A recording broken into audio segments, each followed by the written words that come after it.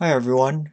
Today I wanted to show you a game played between the women professional Yauchi, who was the Joou title holder at the time, and Ono Yaichio 7 Dan. This was played in the 18th Ginga Tournament H Block on September 3rd, 2009. What struck me about this game was the way that small, well-calculated combinations were used throughout the game. This is something that everyone should get stronger at, as we can use this as efficient ways to further our positions. Let's begin.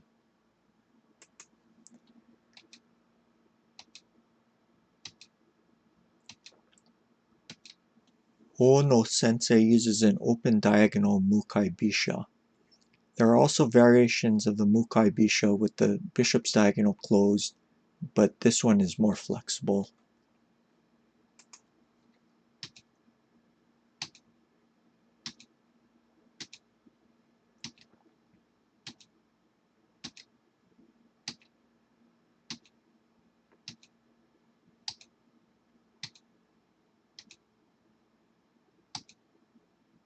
Six pawn. The fact that white's bishop's diagonal is open hinders slower development by E-Bisha. Yauchi's specialty against Furibisha was edge king with a silver crown, and this move appears to show intention to play it, or some other slower game building a left mino or anaguma, but here it's passive as white's bishop's diagonal is still open. And instead of that, 3-6 pawn was about even and much more positive. The game could go something like this.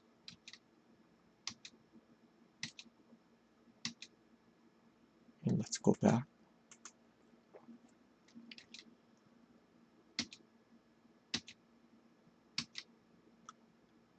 Now if rook takes rook, if 2-2 rook, this ends up better for white. If he takes the lance instead, then notice that this gold is pinned, so it loses immediately to this. So instead of that, 2-4 dragon, and then trying to make use of this fork and in conjunction with an edge attack.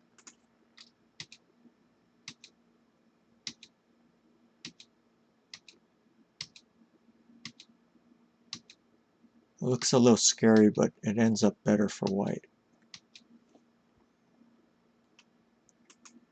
So instead of 2-2 rook, if 2-8 rook,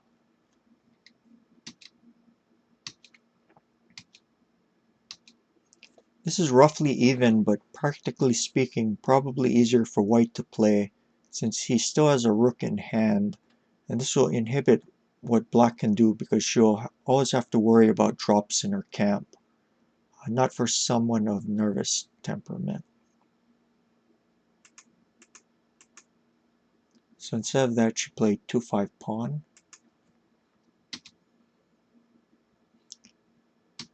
3-6 pawn. And this is a more serious mistake as it allows white to achieve an ideal position too easily. When playing, we can't only think about our own plans, but must also consider what the opponent is doing and attempt to hinder him. So what white wants to do is play 4-4 bishop, like he did in the game.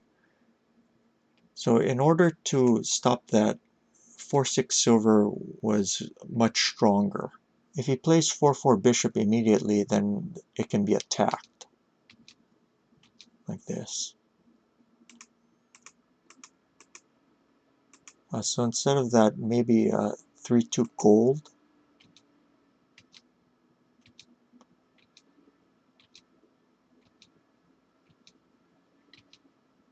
This is about even. Putting the bishop where it's working well in both attack and defense, while clearing the square for the knight to be developed. Compared to traditional Furibisha games, it's usually a struggle to develop the left side knight so easily. Due to the smooth development of the knight, bishop, and having a pawn in hand, this is a huge strategic success for white. The pawn on 2-5 is threatened. It also prevents 4-5 silver and also threatens 2-6 pawn. It's clear that black played too submissively earlier on.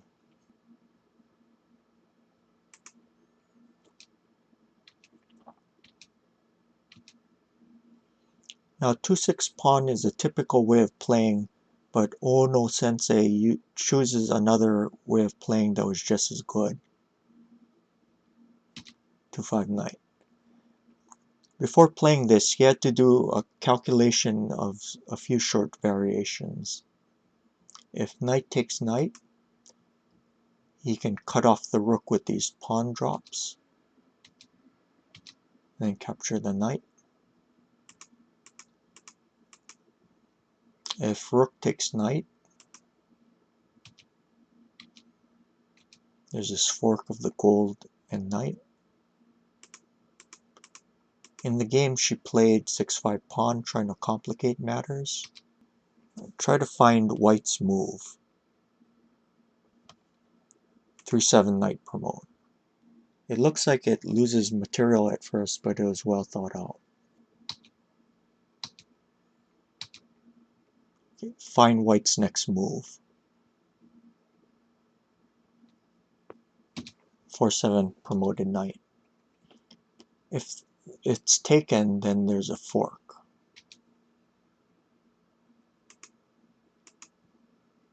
So in the game, she took the lance.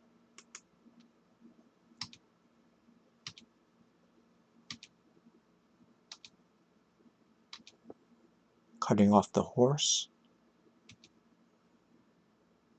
Find the next move.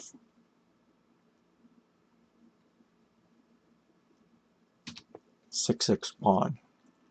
Blocking the lance, and if it captures, then it'll become a target for the promoted knight. Okay, now if 6-7 gold to protect the lance. This is better for white. In the game, she played 2-1 horse. Now try to figure out if 5-6 promoted knight is possible. It is. But then there's this fork. But white already anticipated it. What did he play? Sacks a rook. Getting 2 pieces for it. He sacrificed both major pieces, but has a much stronger castle and an attack against the front of the king.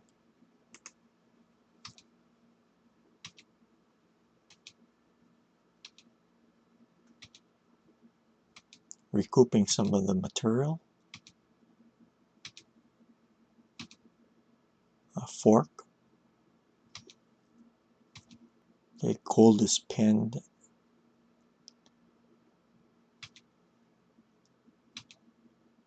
Getting tempo on the horse.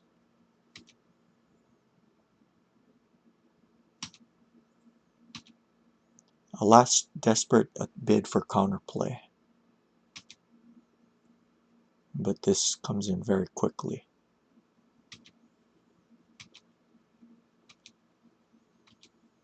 Cutting off the king from running to 6-7.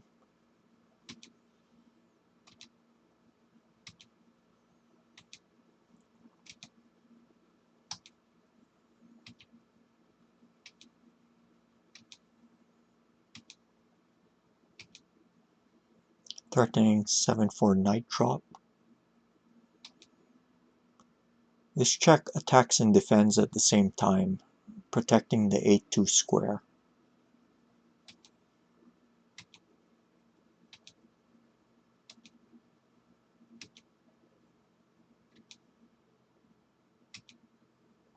Find the next move.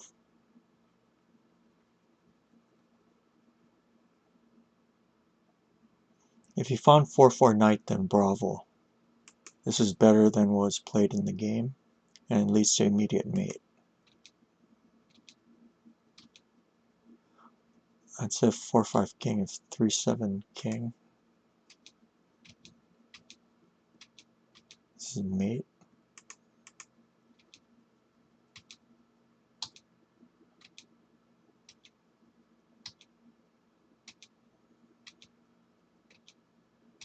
Mate. In the game he played 7-8 bishop. This is also good. If he blocks with the silver, then he can just take it. Like this.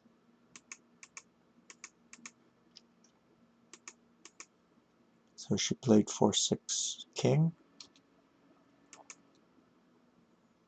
A threatening mate on 4-5 with a silver drop.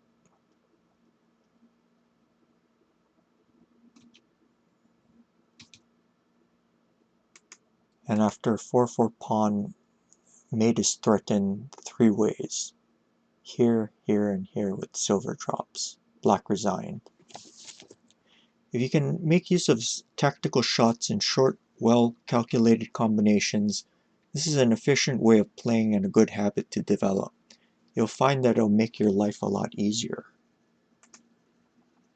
Thank you for joining me today.